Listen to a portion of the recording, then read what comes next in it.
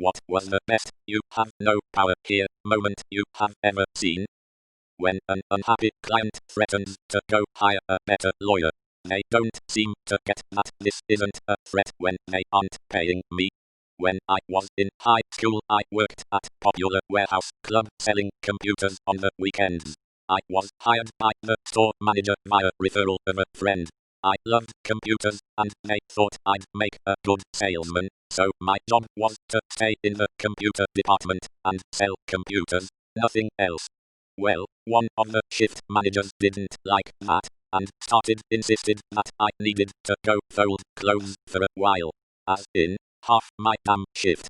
I told him that the store manager had instructed me never to leave the technology department, but he insisted. This went on for several weeks. The store manager showed up one weekend when both the power tripping shift manager and I were working. The store manager walks up with the shift manager close behind.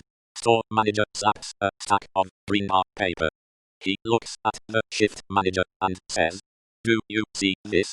This is our average technology sales numbers for the weeks you are on shift. See this number over here? This is our average technology sales numbers for weeks you are not. At this point, it would be more cost-effective for me to simply fire you. What do you think of that solution?" The guy stammers and stutters like a toddler caught bullying another kid on the playground.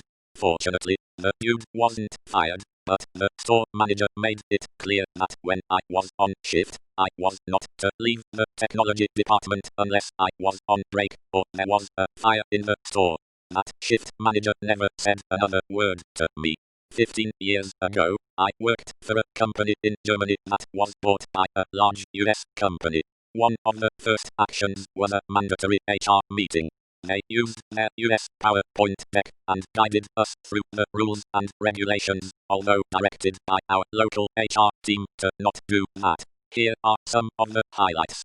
Asterisk, we are not allowed to accept tickets for the Super Bowl.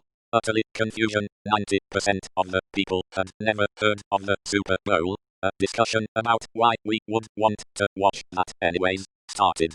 Asterisk, we are not allowed to have relationship with anybody from a supplier or within the company. Uproar in the room. Asterisk, this is against the German constitution. What you do in your free time is none of their business. Asterisk, the discussion gets heated. Everybody is discussing.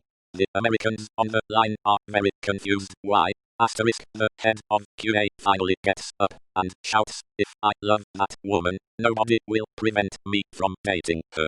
Asterisk, people signed the sheet that they participated and read and understood the presentation with reservations. Asterisk, people start discussing where to sign up for legal expenses insurance. HR refrained from that day from having mandatory global HR meetings.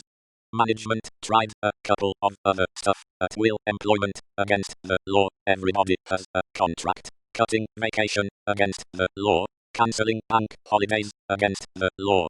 Make people work on vacation days, guess what? Against the law, and a couple more. It was a prime example of cultural ignorance and incredible funny. When I was working customer service for a restaurant delivery service, not unlike DoorDash, I had a customer send in a complaint about hair in their food. The hair was sitting on top of the food. I checked their account, and they had one order on their account, which is a red flag. I check their phone number and find multiple accounts, each other 1-2 orders, all of them complaining about hair in the food. I deny a refund because the customer has actually used the same identical photo for the last order since they ordered the same thing. The customer tries to argue with me, threaten to never use the service again, typical stuff that they always say. Eventually the customer gives up and ends the call, then immediately tries again. I get the support request, see who it is, then deny the refund again. She ends the call, then tries again. The person behind me gets the call. I tap the person on the shoulder and show them what I pulled up on my screen, and that person denies the refund. The next day she calls back and tries again and is outside of the refund window. so the customer demands to speak to a supervisor. The supervisor bans her from the service for multiple fraudulent refund requests. My job right before my current one. Property manager, the owner was an absolute prick. He was heartless and rude and racist, and I loathed him.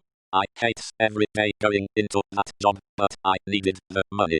I was applying daily to my dream company in hopes that eventually I'd be accepted. In the meantime, every time I complained or mentioned something to my supervisor, I was told to shut up and get on with it. He was paying me too much to have opinions. 3 years after, we were a small office, and the receptionist and assistant prop managers had quit. I finally got accepted into my dream company and happily put in my 2-week notice. In desperation, he offered me more money, a higher position, better benefits, which were laughable. When I said no, he asked why.